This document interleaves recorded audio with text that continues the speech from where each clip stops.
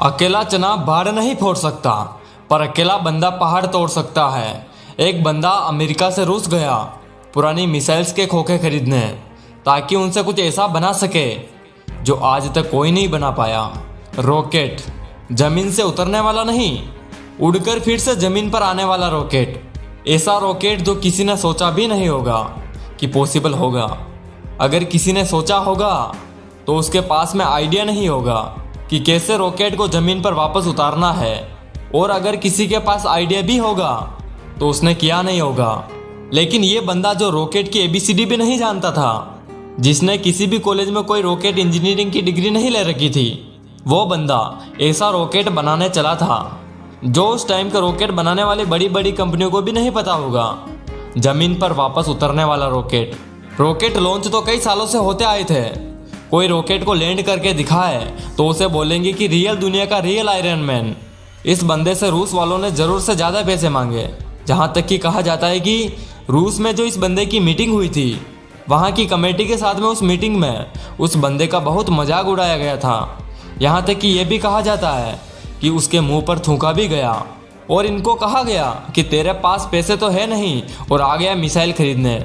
यह बंदा बिना डील पूरी किए वापस अपने कंट्री आ गया और उसी दिन से किताब उठा ली इस सवाल के जवाब में कि मैं क्यों नहीं बना सकता रॉकेट। मैं ऐसा रॉकेट बनाऊंगा जो कि बहुत कम खर्चे में अंतरिक्ष में जा सके, और इसके बाद ऐसा रॉकेट बनाऊंगा जो लॉन्च के साथ साथ जमीन पर वापस भी लैंड कर सके। बंदे ने एक के बाद एक किताबें पढ़ डाली और शुरू कर दिया अपना पहला प्रोजेक्ट। सन 2006 में पहले लॉन्च के 37 सेकंड के अंदर ही लॉन्च के बाद रॉकेट वापस जमीन पर आकर गिर गया, और ये गिरना ऐसा था कि उस रॉकेट के टुकड़े टुकड़े हो गए। प्रोजेक्ट फेल हो गया। बंदा 4 साल से इस पर मेहनत कर रहा था, काम कर रहा था। 2002 से उसने काम शुरू किया था। 2006 में उसका पहला प्रोजेक्ट फेल हो गया। पैसों का बहुत नुकसान हो गया। बंदे ने फिर से सवाल ढूंढने की कोशिश की, यार कहाँ कमी रह गई, रॉकेट लॉन्च क्यों नहीं हो पाया। 1 साल बाद फिर से रॉकेट लॉन्च किया, फिर से वही हुआ, मिशन फेल, रॉकेट क्रैश, पैसों का भारी नुकसान। फिर 1 साल बाद तीसरी कोशिश की और फिर से वही हुआ, मिशन फेल, रॉकेट क्रैश, पैसों का भारी नुकसान। एक के बाद एक करके इसके 3 प्रोजेक्ट फेल हो गए।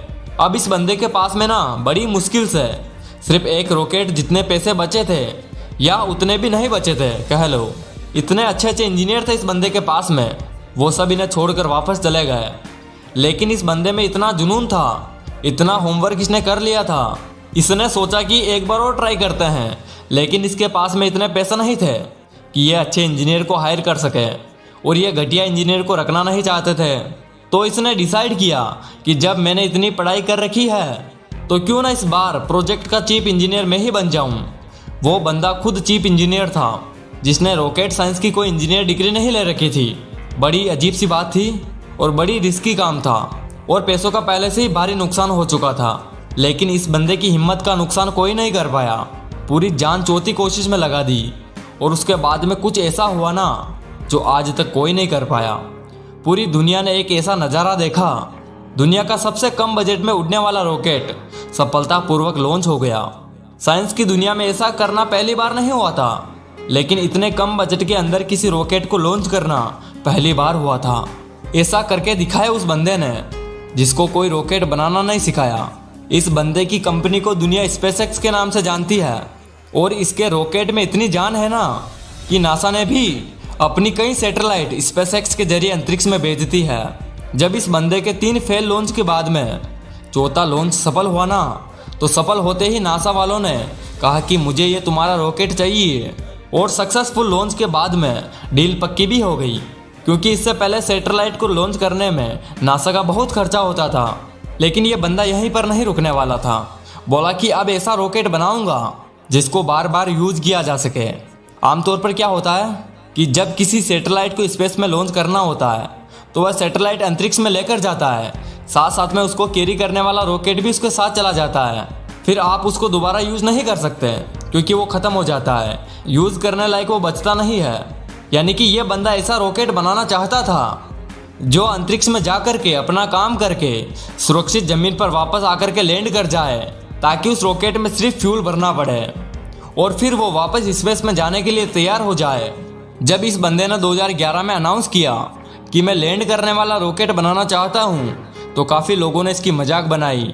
बड़े बड़े लोगों ने कहा कि ये तो फालतू काम है, क्योंकि हवाई जहाज तो लैंड कर सकता है लेकिन रॉकेट को लैंड करवाना नामुमकिन है। लेकिन इस बंदे के दिमाग में नामुमकिन नाम की कोई चीज़ नहीं थी। इसके दिमाग में केवल जिद थी कि मैं लैंड करने वाला रॉकेट जरूर बनाऊंगा, सबको गलत साबित करके बताऊंगा। बंदे ने अगले 4 साल तक दिन रात एक कर दिए, बहुत सारे फेल रॉकेट वेस्ट कर दिए।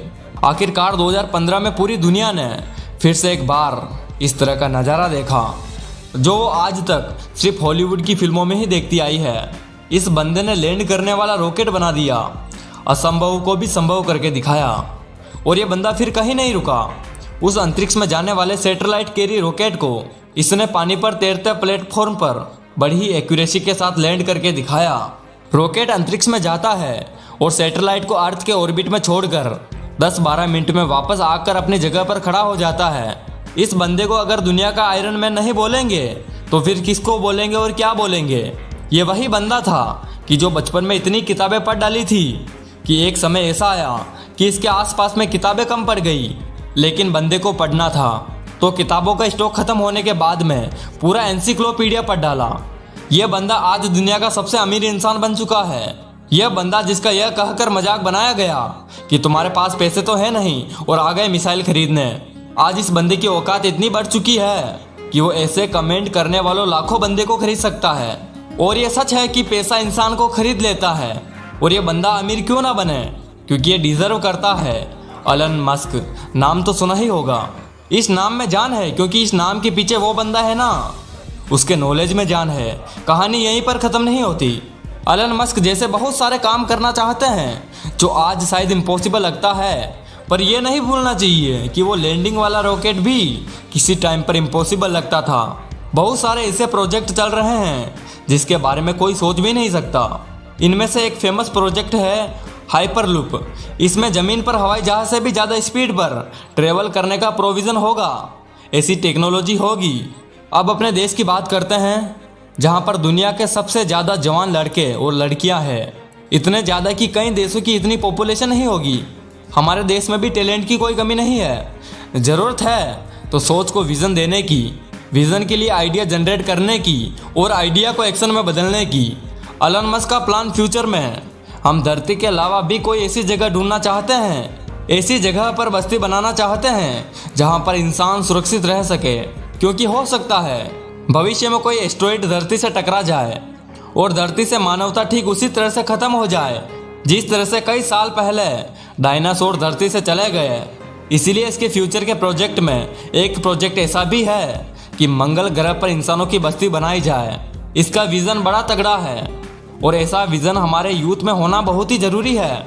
अगर ये बंदा कर सकता है ना, तो आप समझ सकते हैं कि इंसान का दिमाग कितना पावरफुल है, इंसान की हिम्मत कितनी पावरफुल है, इंसान की कैपेबिलिटी कितनी पावरफुल है और इंसान के लिए क्या इम्पॉसिबल है।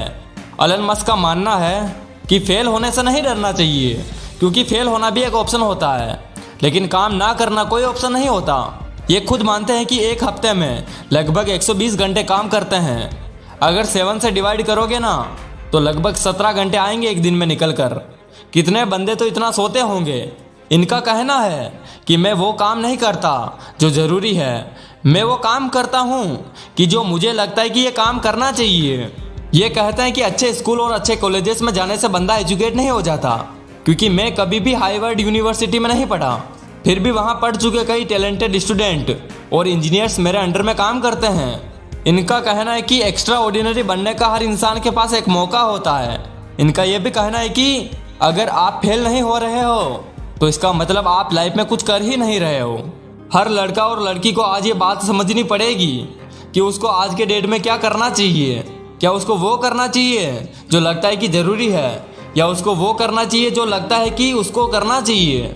इंसान तब ज़्यादा बेहतर कर पाता है जब उसको पता होता है कि उसको क्या करना चाहिए। एलन मस्क को किसी ने रॉकेट साइंस नहीं पढ़ाई थी, ये उसको लगा कि उसको रॉकेट साइंस पढ़नी चाहिए, तो उन्होंने खुद पढ़ी, क्योंकि इनको पता था कि इनको क्या करना चाहिए। आज के डेट में हर बंदे के लिए कुछ करना मुश्किल नहीं है। मुश्किल है तो उसके पास में कोई गोल नहीं है, उसको पता ही नहीं है कि उसको क्या करना है। लक्ष्य निर्धारित ना करना सबसे बड़ी प्रॉब्लम है। फेल होना कोई प्रॉब्लम नहीं है। एलन मस्क का मानना है कि नॉलेज से ध्यान हटाकर सिग्नल पर ध्यान देना चाहिए। उसका मानना है कि प्रॉब्लम कोई प्रॉब्लम नहीं है, प्रॉब्लम का सॉल्यूशन ढूंढना एक बहुत बड़ी प्रॉब्लम है। शब्दों में थोड़ा सा फेर बदली करने से पूरा वाक्य का अर्थ बदल जाता है, और माइंड में थोड़ा सा विजन आपकी पूरी जिंदगी बदल कर रख सकती है। अगर आपकी लाइफ में कोई प्रॉब्लम नहीं है ना, तो प्रॉब्लम क्रिएट करो खुद के लिए। और वो कैसे करोगे? एक बड़ा लक्ष्य निर्धारित करके। हमारे देश के युवाओं को आज इस क्रांतिकारी मनुष्य से सीखने की जरूरत है। हालांकि ये भी सच है, हमारा देश ऐसे क्रांतिकारी युवाओं से भरा हुआ है। बस उसको अपने आप को पहचानने की जरूरत है। वो बंदे भी एलन मस्क की तरह कुछ ऐसा कर सकते हैं जो कोई सोच भी नहीं सकता। दम है तो कुछ बड़ा करके दिखाओ। देश में अपना नहीं बल्कि दुनिया में देश का नाम कर जाओ। जय हिंद, वंदे मातरम।